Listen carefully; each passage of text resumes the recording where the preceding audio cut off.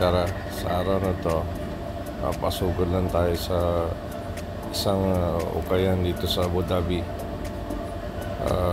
Burautan ng Abu Dhabi.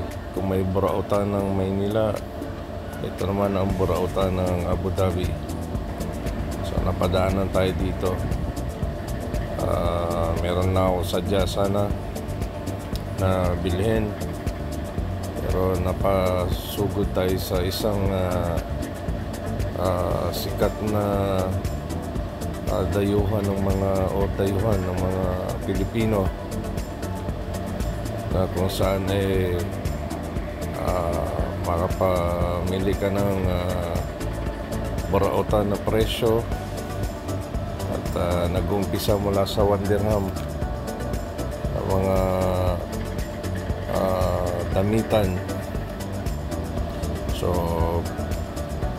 halika, sundan nyo ako at isang maiksing short clips lang na mabigyan ng idea yung mga nasa Abu Dhabi na hindi pa alam sa lugar na ito.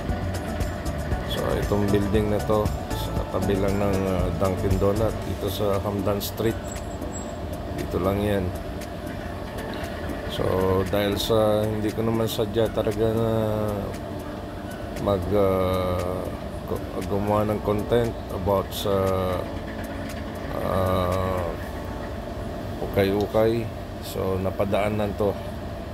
So bigyan lang ng maiksing idea about Abu Dhabi, burautan ng Abu Dhabi. So sa umagan to, medyo sarado pa ang mga establishmento. At sa umaga pa rito, mga alas 10 pa ng umaga. So ang pagkakaalam na pagkasabi sa akin, nag-umpisa sila ng pagbubukas ng mga tindahan alas 11 ng umaga. So ayan, mga sapatos na branded nandyan. So itong mga